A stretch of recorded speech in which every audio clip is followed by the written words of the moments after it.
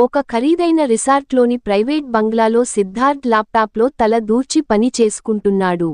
అతని జీవితం వ్యాపారం, డబ్బు చుట్టూనే తిరుగుతోంది. గతంలో ఒకసారి ప్రేమలో విఫలమవడంతో స్త్రీల పట్ల ఒక రకమైన అనాసక్తి ఏర్పడింది. శృంగారం అంటే కేవలం శారీరక అవసరం అనుకునేవాడు తప్ప అందులో ఉండే భావోద్వేగాల గురించి పట్టించుకునేవాడు కాదు. కాని అతని హృదయం ఎప్పుడూ ఏదో తెలియని వెలితిని అనుభవిస్తూ ఉండేది. అదే రిసార్ట్లో ఒక సాంస్కృతిక కార్యక్రమం జరుగుతోంది. అనన్య తన నృత్యంతో ప్రేక్షకులను మంత్రముగ్ధులను చేస్తోంది. ఆమె ఒంపుసొంపులు, లయబద్ధమైన కదలికలు, ముఖంలో మెరిసే చిరునవ్వు సిద్ధార్థ్ దృష్టిని ఇబ్బందిగా ఆకర్షించాయి.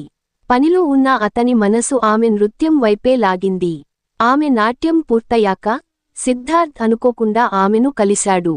మీ నృత్యం అద్భుతంగా ఉంది అని సిద్ధార్థ్ మొహమాటంగా అన్నాడు. అనన్య చిరునవ్వుతో, ధన్యవాదాలు. నా నృత్యం నా ఆత్మను వ్యక్తీకరిస్తుంది అంది. ఆమె కళ్లల్లో ఒక ప్రత్యేకమైన మెరుపు కనిపించింది. వారి సంభాషణ కొద్దిసేపు సాగింది. అనన్య మాటల్లోని నిజాయితీ, ఆమె కళ్లల్లోని కాంతి సిద్ధార్థ్ను ఆకట్టుకున్నాయి. రిసార్ట్లోని అందమైన తోటల్లో వారు తరచూ కలుసుకునేవారు. ఒకరి గురించి ఒకరు తెలుసుకునే ప్రయత్నం చేశారు. అనన్య తన జీవితంలోని కష్టాల గురించి చెప్పినా ఆమెలో ఎప్పుడూ ఒక ఆశాభావం కనిపించేది. సిద్ధార్థ్ తన వ్యాపార విషయాలు, ఒంటరితనం గురించి ఆమెతో పంచుకున్నాడు. అనన్య అతని చేతిని స్పృశిస్తూ, జీవితంలో ఒంటరితనం భరించలేనిది సిద్ధార్థ్. నిజమైన ప్రేమను నువ్వు తప్పకుండా పొందుతావు అని చెప్పింది. ఆ స్పర్శ అతనిలో ఒక కొత్త అనుభూతిని కలిగించింది. ఒక రాత్రి రిసార్ట్లోని స్విమ్మింగ్ పూల్ దగ్గర వారు ఒంటరిగా ఉన్నారు.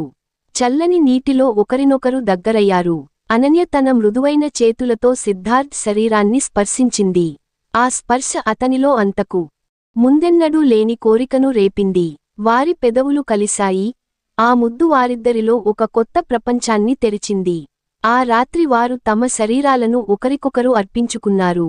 అనన్య యొక్క ప్రతి స్పర్శ సిద్ధార్థ్లో దాగి ఉన్న ప్రేమను, కోరికను వెలికి తీసింది.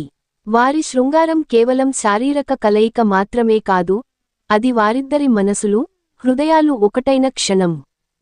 తర్వాత రోజులు వారిద్దరికీ ఒక మధురమైన కలలా గడిచాయి. రిసార్ట్లోని ప్రతి మూల వారి ప్రేమకు సాక్షిగా నిలిచింది. అనన్య తన ప్రేమతో సిద్ధార్థ్లోని మొండితనాన్ని కరిగించింది.